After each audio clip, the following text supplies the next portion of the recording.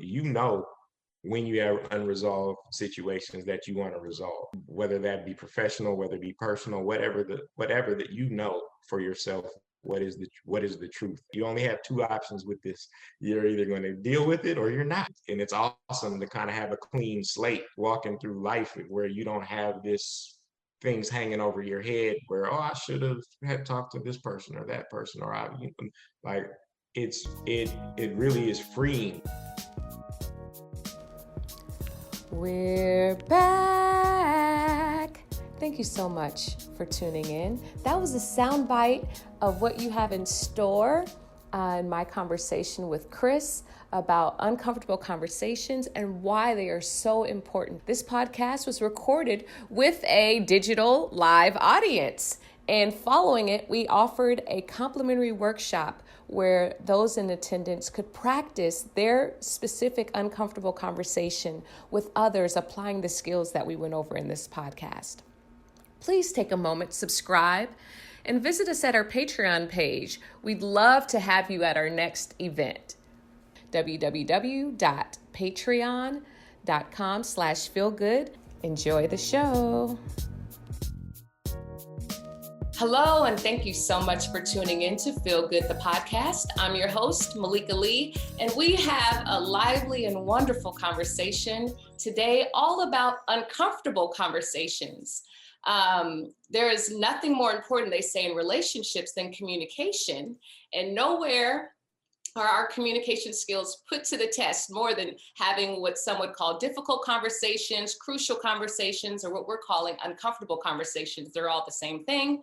And so we're going to dive into that with a person who I know has many, many years of experience. And that is my guest, Christopher Patin. Welcome to the show, Chris. Well, thank you for having me.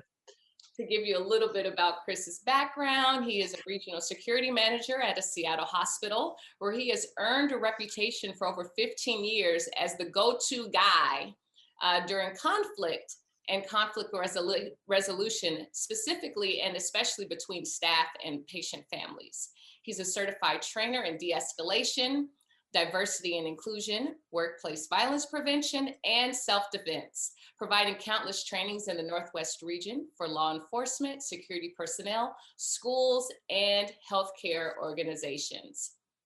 And on top of all that, he's a jazz drummer. He has a lot of different skills and abilities. So that's just like a scratch on the surface. Is there anything, Chris, what matters to you? Let's just jump right in. Tell the people, anyone who knows you well, what do they know about you aside of what's on paper?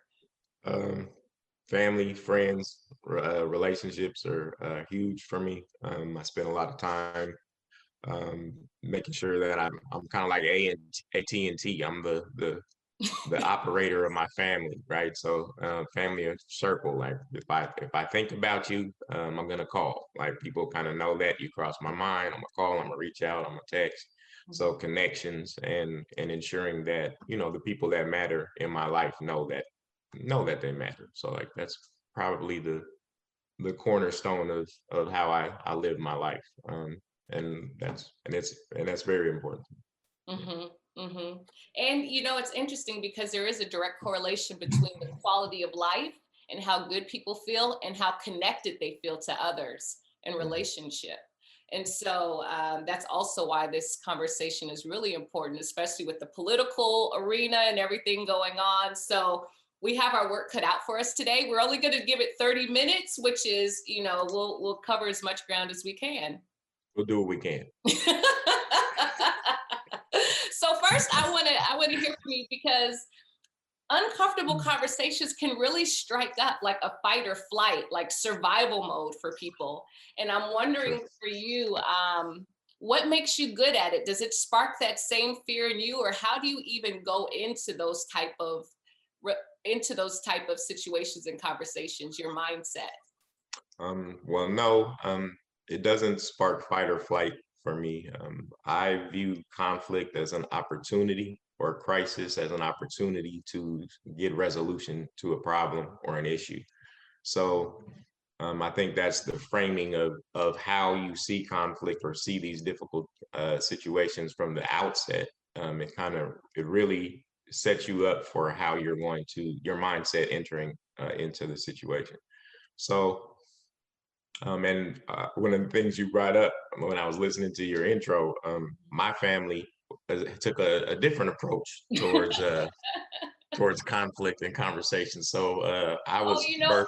excuse me Yeah, for interrupting. For those that are just listening on the podcast, the intro he's talking about, this is a live recording. So we actually have people in the digital room with us. And I mentioned how and why uncomfortable conversations was important to me is because my family generally steered away from having them. And I saw how that really deteriorated relationships. Okay, just so they have context.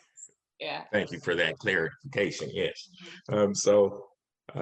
My family took an opposite approach, and we had rock'em sock'em direct, often offensive, hurtful conversations from the outset of it, as long as I can remember. My father's a colonel, my mother's a principal, my sister's an attorney.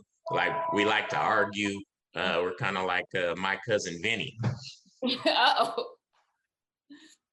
So sorry.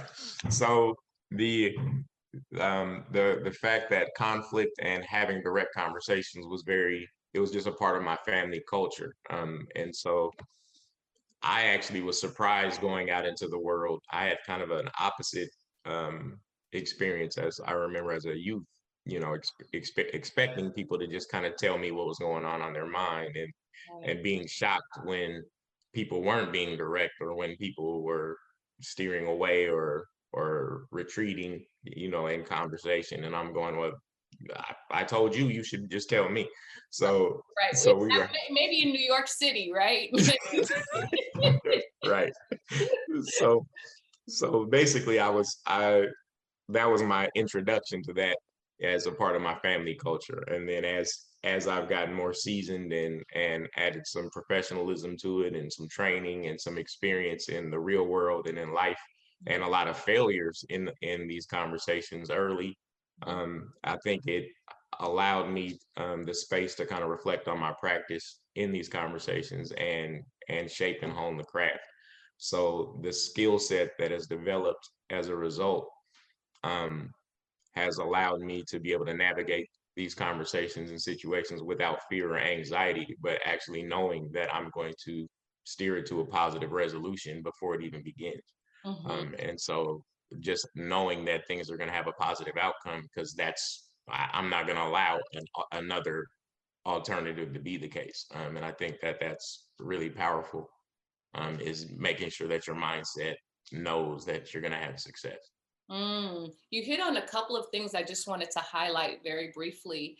And that is, you mentioned about, having some self-awareness and reflecting on successes and failures. And that is actually one of the things that from skillsyouneed.com that says makes up a person who has really strong communication skills, is that they have all of those elements that you just touched on. And that reflection, I think, in learning is an important part of it, that it is a skill that can be developed, with that reflection and having the courage to make mistakes, right? And that trial and error. Absolutely. One of the things I've been reading, Getting the Love You Want, a really good book by Harville Hendricks, PhD, and Helen LaKelly Hunt, PhD, a husband and wife. And they say the foundation really for all communication is having a sense of safety. So I'm wondering for you, what do you do to generate a sense of safety? And especially, let's say, if you don't have a lot of time to build rapport with people. I think one of the key things is people can feel your energy, and react to the way that your nonverbals, your body language, your facial expressions, and then your internal dialogue. And so the non-judgmental piece of remaining neutral to what someone's saying, I think, is one of the key things that is a barrier to the communication process, particularly if someone is expressing an opinion that you disagree with. Or an opinion that's not the norm, or an opinion that is not rooted in you know, we're having culture wars kind of quite often in organizations or in life or in society. So if you're looking at Eurocentric norms, and then if someone is playing outside of those bounds of professionalism, quote unquote, or whatever that is, then people will often have an adverse feeling and then show a reaction in that moment or have judgment, right? And so if you have that judgment within that conversation, then it makes people feel uncomfortable from the outset. And then they can feel your energy or see your reaction. And then you end up trying to steer, whether consciously or subconsciously, towards your opinion or towards your safe space. But the communication process has to be open enough to allow them um, to safely express their opinion, their view.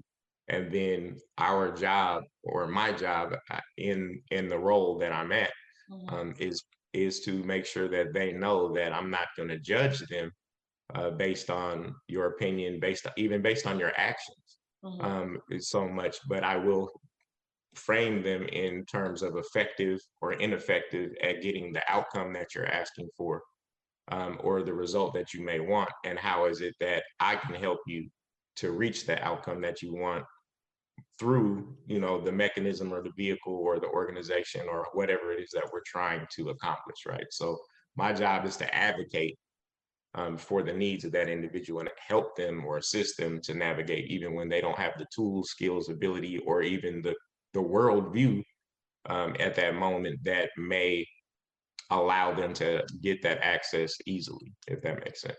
Yeah. So if I may paraphrase, what I heard you say is that there's a couple of different facets to it. One is coming in, allowing a person that, based on your mindset and how you feel about them, what you're saying that they can pick up on, even with things that we don't communicate. So sometimes we're like, well, I didn't say that. So we think that lets us off the hook. But from what I'm hearing you say, it's like, well, even if you think it or feel it, the other person picks up on that. They do. So out of the gate, like it sounds like you're trying to give a person like a clean slate and come in with an openness for them to be themselves, and then Absolutely. to advocate for them. So that makes Absolutely. sense in your job, like with you coming in kind of as a mediator or someone Hmm. neutral. How do you do Hmm. that when it's not so neutral? If it's a spouse or if it's someone you have direct history with and it's more of a personal relationship? Yeah, that's the trick, isn't it? Yeah, So I'm like, now if you have the answer to that. that's the trick. So, um, obviously, when you're having situations where you have personal relationships, and you have something invested, it's the stakes are higher, right? So you have emotions that are a little bit more invested, and you have to really focus in on the same principles of not trying to be right and wrong, but trying to be more effective and ineffective in framing things and trying to remain neutral or rationally detached. So that's Detached. Say more about what is that? so rational detachment. So anytime we're in the escalation continuum, or anxiety Mhm. is the first step of escalation continuum. So that when someone starts to feel anxious, then subconsciously, internally, we will feel anxious as well, Mhm. right? So whether someone starts sweating or nervous or they're just fidgety or whatever the case may be, we start to feel that energy and take that off Mhm. naturally. Um, we try to offer them support, and then they have an option to accept that or reject that. That's the trick, is knowing that we don't have control over someone else's reaction to what we're offering, Mhm. right? So as we offer them that support or whatever solution we believe we're offering, whether they accept or reject it, that is when we have to just give it up and say, okay, it's your turn. Mhm. And we have to know it's a tennis game. I'm hitting my ball, you hit your ball back. It's a rally. We're trying to establish a rally. But if someone is defensive, they may just hit the ball over the fence and say, "Go get it," Right. right? And so, um, when they reach the defensive stage, which is follows anxiety after they've typically rejected our offer of support, then we will be feeling defensive as well, Mhm. and then we have the potential for this clash, right? And Right. then we get into verbal altercations, and then that's when fight or flight kicks in. So you either choose to continue to engage in this behavior, where someone will either potentially escalate to violence, or they will retreat to the place where they decide that they don't want to engage in this anymore, and the conflict is unresolved, but it still remains, right? And so how do we remain rationally detached in those moments enough to navigate through that conversation? And then there are many ways that and all of us have to be self-aware of our impact in that moment, and whether this is good for this conversation, or whether this is productive, or whether this is unproductive. And that's just trial and error, a lot of battles, a lot of experiential knowledge that you will gain through that trial and error process. So, okay, so going back to the rational detached and interpersonal relationships, Mm-hmm. I have found personally, especially like, when I was in a manager role, that Mm-hmm.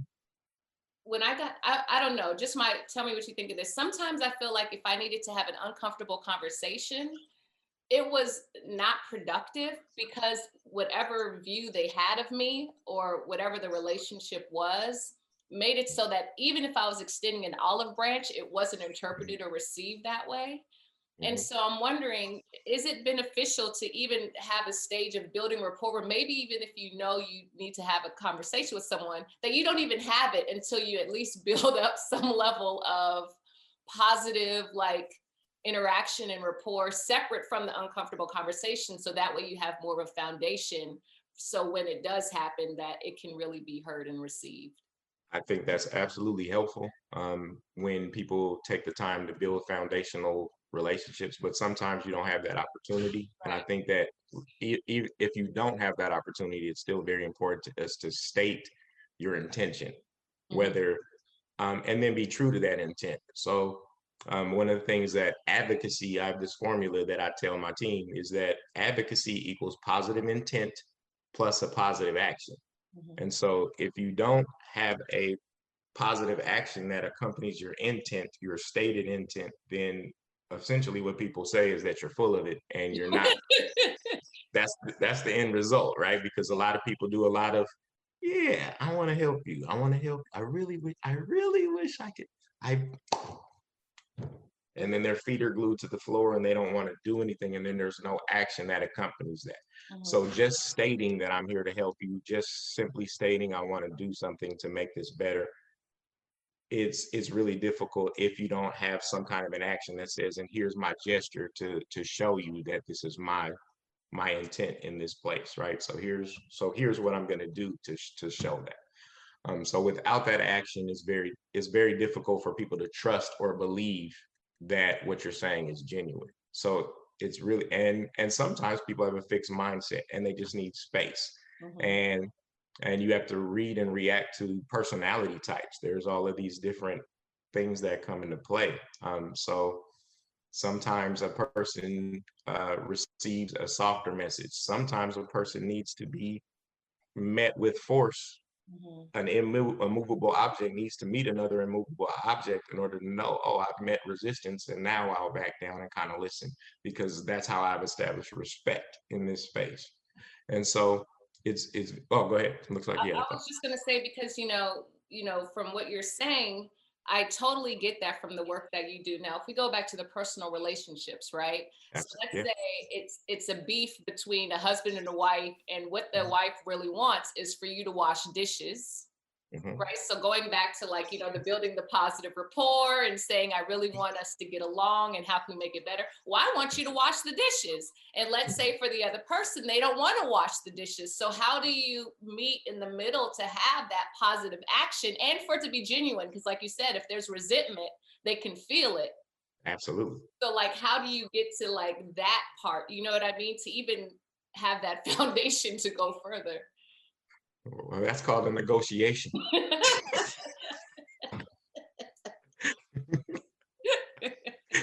So and that goes also back to limit setting. So all relationships are based on some form of a limit, right? So like if this is what I'm going to take, this is what I will put up with, this is what I won't put up with, and that is a negotiation that requires two people to come to some kind of an agreement, whether it's a stated agreement explicitly or a a nonverbal just uh, understanding that they just have amongst each other. Like, and so in order to have a limit, you need the three things, right? And it has to be clear, concise.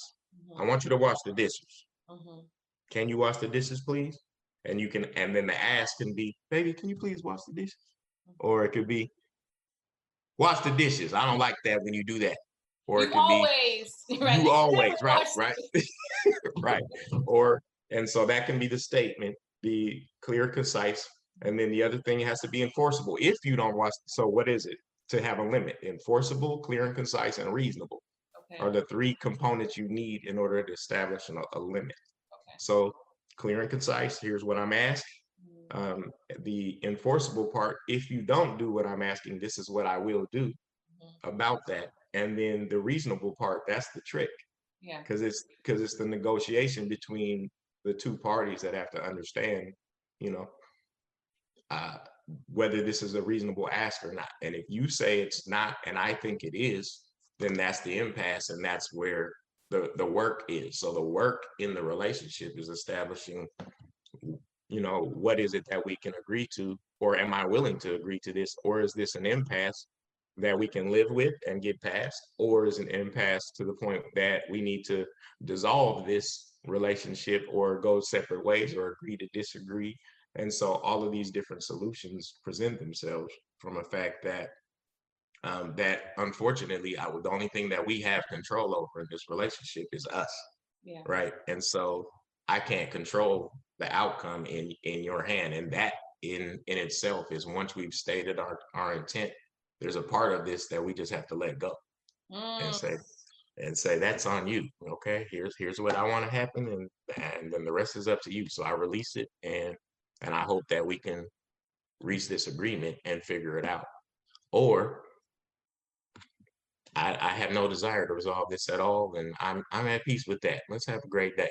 and have a good life, right? Exactly. Exactly. I want to go back to something that you said before when you talked about the stages with defensiveness and then, well, first anxiety and then Mhm. defensiveness. So I want to talk about, are there some points or what are some like safety nets that you can do before it gets to the point of continuing to escalate? So if things are starting to get off the track, so there's some things that you can do to try to steer them back on before they just go, things get rogue.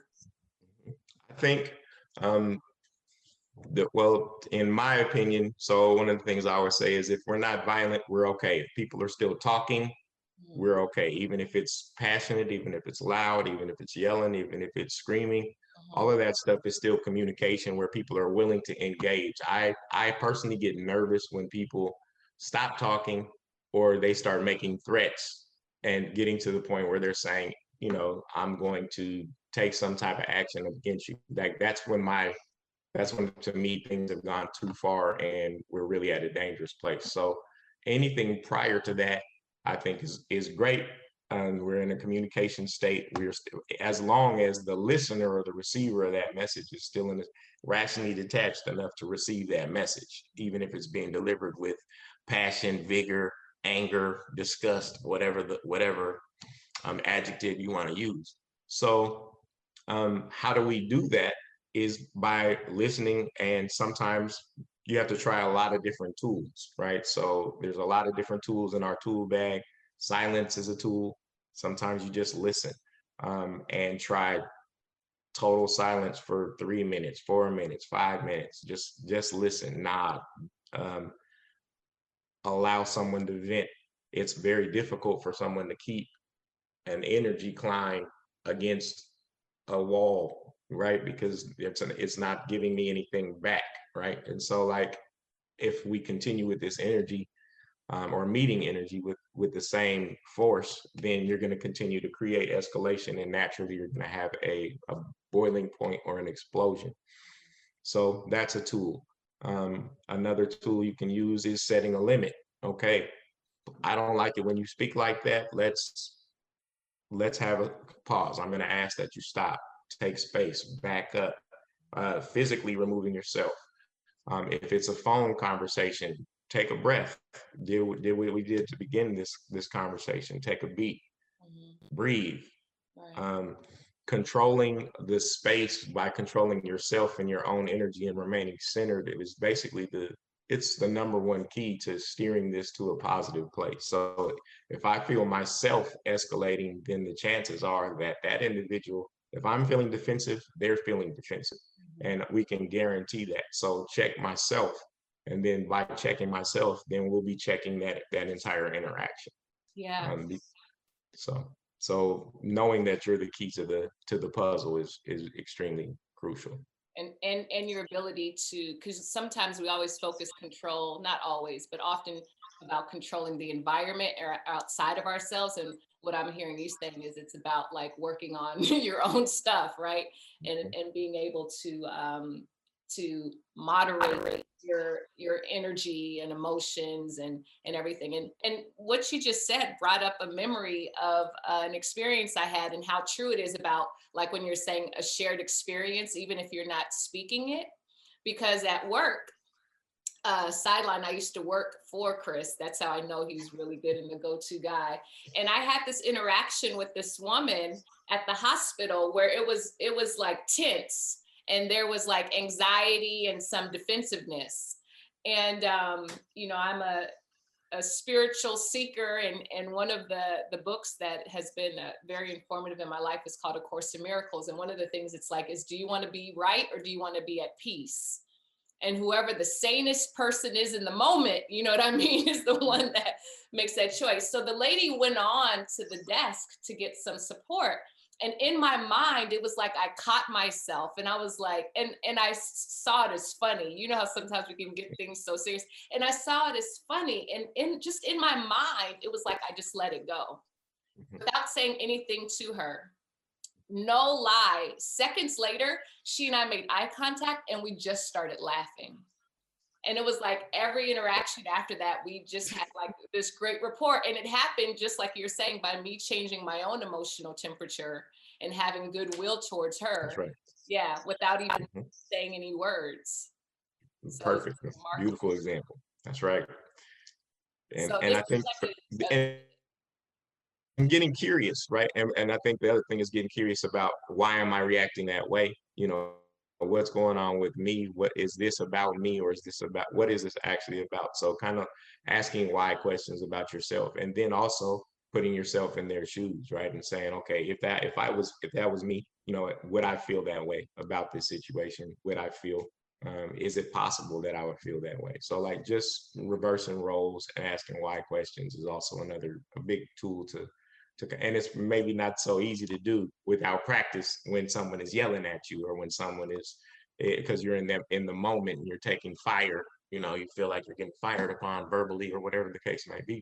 And it's very difficult to do, but it definitely, if you can manage to think that this is not about me, or what is this really about, and kind of search it and figure it out, it definitely, it's very helpful. So, I opened this conversation mentioning about the elections, and, there's been all these conversations more on the, I would say, national consciousness around racism, and even sexism is still coming up, not as much as it did like with the Me Too movement. But I'm just wondering, how do you even discern like what conversations, because I think this is an important part, what conversations are even the ones to have? You know what I mean? Like, and which ones are just like, it's probably for the best not to even have this conversation. I think that's, again, same. I'm going to keep going back to yourself, right? So if you have the feeling that you want to have this conversation, and it keeps coming back or keeps coming up to you to have it and engage, I think that this is an opportunity for us to, clear out our own checklist of conversations, or whatever the case may be, so you can definitely engage and provide the opportunity to have clarity and or closure, or agree to disagree in this conversation. Because most times, in particular in this climate, people they're entrenched in a position, right? Yeah. And once someone's entrenched in a position, it's very difficult to move them off of one side or another.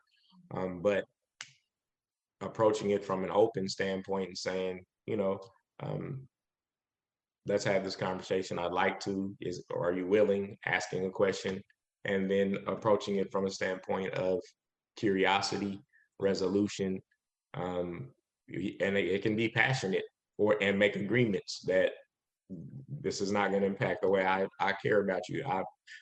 I have people in my life that I'm very close to. My brother, we go at it on many topics, and some of them are passionate and involved. And by the time we hang up the phone, it's I'll talk to you tomorrow, same time, same. We'll do it again. I'll see you later, right? And so, and so it's how do you agree to disagree with with love, even if it's passion, and also who knowing your audience, right? Because if you're doing this within a person that sees this as disrespectful as opposed to just a joust or a sporty conversation, right? If people saw my brother and I having these conversations, they might think we hate each other sometimes. But it's nothing but love. We laugh, and by the time, and even in the middle of a pure argument, we're laughing at each other, um, truly like belly laughs, and and but folks may not understand that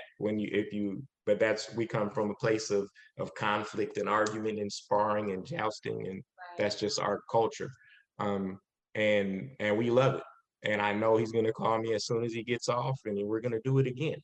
And we've been doing it for decades. But conversely, there may be another person in my life that I'm very aware of how I can impact them.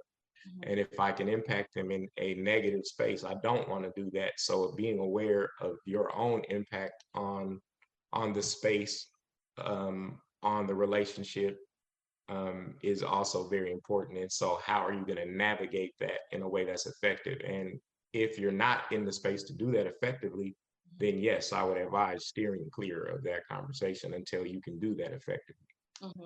Okay. So. Thank you for that.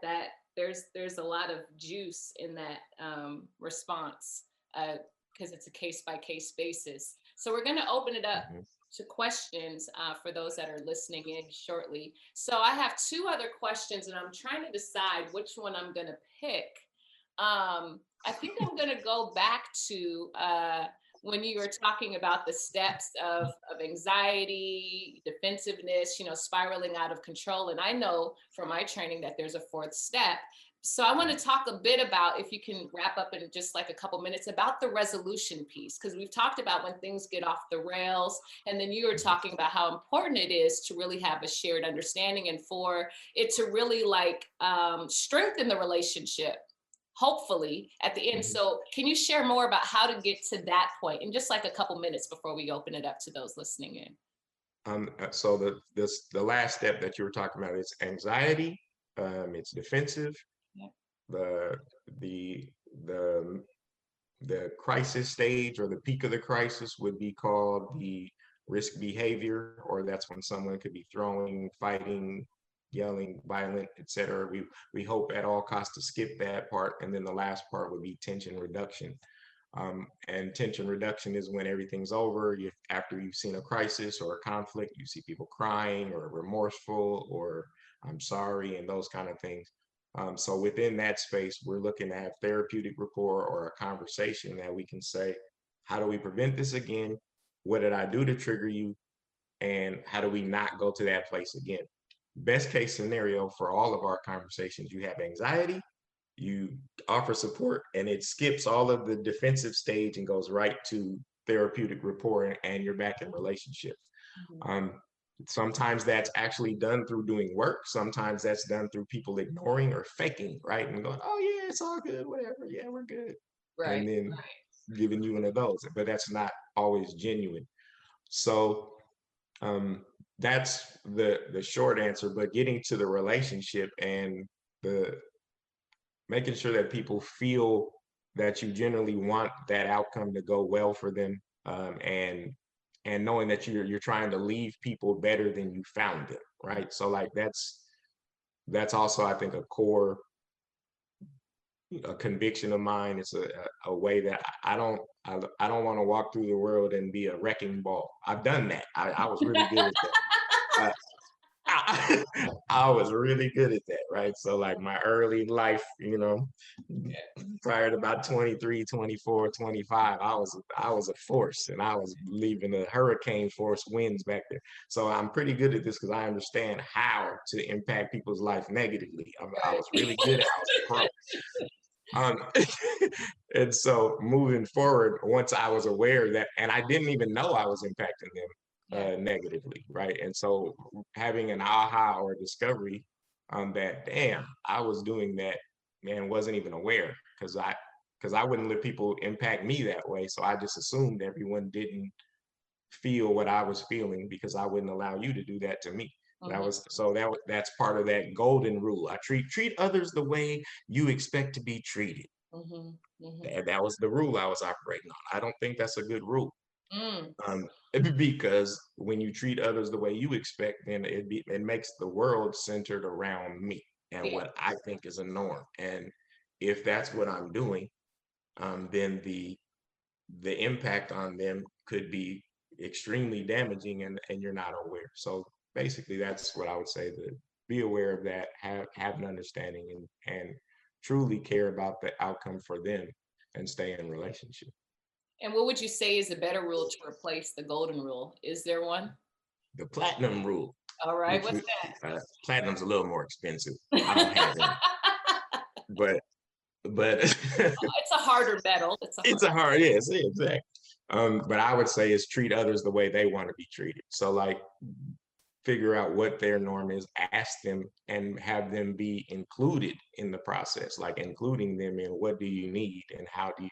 I referee basketball, and one of my questions for coaches oftentimes when they start yelling or screaming and doing a lot, I say, hey, do you want the technical?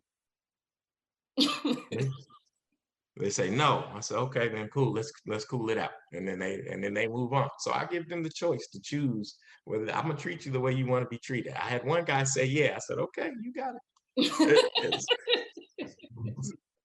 So they should be a part of that option and choose their own adventure. So I think that's really important. We'll stop there. Choose your own adventure, and ask Angela to come back and join us with some questions from those that are here with us live. Feel Good, the podcast live.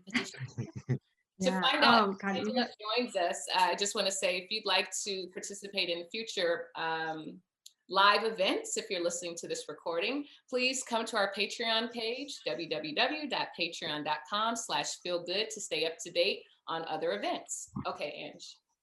Great, thanks, Malika. Yeah, I think one of the things I'm just loving about the kind of the thread across everything you were saying was just this idea of like, love is the North Star. Just keep going back to the love when you're in this situation. Okay, so I do have a question for you. What have you taken away, or what have you learned about the wisdom or the gift of conflict? It's awesome. Conflict is awesome. It's like weightlifting, right? Like it provides an opportunity for you to get stronger and better at exercising this muscle. So I do see conflict as an opportunity to truly get the resolution. I'm there. If you don't go through it, you don't have the learnings. You don't have the when someone presents you with this problem, you have the opportunity to solve it. And so like if we don't choose that, or if we choose to ignore it, then we always are running away or retreating from the situations. And the more that we do that, the resolution doesn't happen. The problem just continues to grow and grow and grow, and then it explodes on us at some point, at some form or fashion. So it's really, really important that we learn to just kind of love it and embrace it, and for what it is, for the process of going through it. You don't necessarily have to love going through the conflict in the moment, because but the reward on the other side is so it's a beautiful thing to know that we've got through this situation, and we're gonna and it's better, and it's resolved, and we are now in a relationship. I have so many uh, wonderful relationships that I never wanted to have as a result of the work that I do at Children's. I have a lot of people that I never anticipated that I would have the type of relationship that I do have with them. And it's a beautiful thing just from being willing to do that. So yes, it's a Awesome. gift. It is a gift. And I have another question for you. How do you restore trust between two people who have felt victimized by the action of the other? Mm. It's very difficult to restore trust in the oppression or victimization Olympics when there's a competition where someone is saying, you did it more to me and I did it more to you. Like that's not a space where you can, if they remain in that space, they are entrenched in two positions and you're not going to be able to move that needle.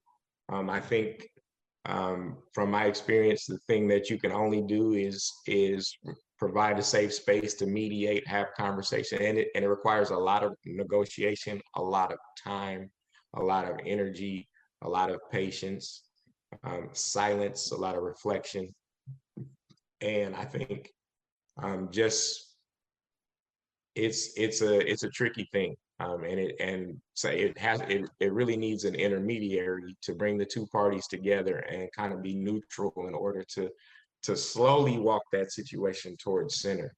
It's not something that can happen overnight. But if they can find the North Star, right? And so what is the point of agreement that we can agree on once we have that point? And I don't know what that is. That requires, again, negotiation for us to understand what that center point is that we're both going toward, that we can both agree. If we can get that, then it's a beginning or a start towards that healing process. So. Right on. All right. Well, Malika, I'll hand it back to you. Thanks, Angela. Those are some really good questions and sparked. They work. They sparked a couple. My mind is like, but we're wrapping up and almost out of time. But I wanted to just put out there a couple of things that sparked. And one is, and these are our summary thoughts, right? Because we're wrapping it up. So I'm not going to pose it in the form of a question, but just think for consideration. And one is about vulnerability. Because sometimes vulnerability can be that connecting, and build that sense of safety. Like, our relationship is really important to me. And this is why I'm having this, but sometimes that could be very uncomfortable. So I just wanted to put that in the space of this. And the other thing is just like what I really appreciated you saying is that this sounds like it takes a lot of time and energy. And just your dedication and advocacy rings true. So are there any parting words as we wrap this up that you would just like to leave people with, maybe a charge or some kind of encouragement? I think you said it right. The being vulnerable, being willing, and kind of knowing what's important to you, and checking in with yourself, because you know when you have unresolved situations that you want to resolve, whether that be professional, whether it be personal, whatever that for yourself, what is the truth, and how you want to walk around in the life, and either avoiding it. You only have two options with this. You're either going to deal with it or you're not. It's really simple. And so if I made kind of a decision a long time ago, that over a decade now, working on my second decade, that I wasn't going to walk around and have situations in my life that ate me from the inside without having a resolution, or at least being at peace that I did everything that I could to, to have that situation resolved peacefully, positively, and in relationship. Yeah. And that, it definitely drives me, and it's awesome to kind of have a clean slate walking through life, where you don't have this things hanging over your head where, I should have had talked to this person or that person, or it really is freeing, right? And so it's a beautiful place to be. And even if I disagree, it's also a wonderful place to develop linguistic skills to be able to say, you know, instead of saying, I don't want to deal with you, just say, it may be best that we don't communicate for a while until we are peace. So there's a way to leave people with dignity, even if we're in disagreement for the moment, and then check in back with yourself to see if it's going to be you to reach out or them. It's conflict, and the more you practice, the better you'll get at it. Play with telemarketers, like they're a great place to practice. Yeah. Just enjoy the journey. That's all I can say, and try to do the thing that your heart leads you to do. You've heard it here. Do the things that your heart leads you to do. And what I would just wrap up in saying is thank you for listening. And I would also give the charge, riding on the wave of what Chris said about doing what your heart has you to do. That also means giving people their flowers and letting people know they touched you positively, because we often don't communicate those things either. And so, and that can also be uncomfortable. So we'll leave you with that charge of, of slaying the dragons, but also of shedding the light and sharing the light and the love that you have with people that may not even know how you yes. with them. You can say that twice. Yes, that's a huge one, and it's a beautiful thing to do. I want to say a big thank you to our guest, Chris Patin, for sharing his experience, his knowledge, and trial by fire learning, so that we don't have to make all those mistakes ourselves. Thanks for having me, and it was a pleasure and an honor. So thank you.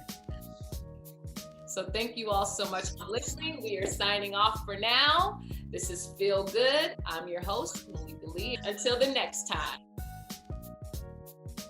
Please subscribe to the podcast. You can find me on Instagram for upcoming show details and announcements.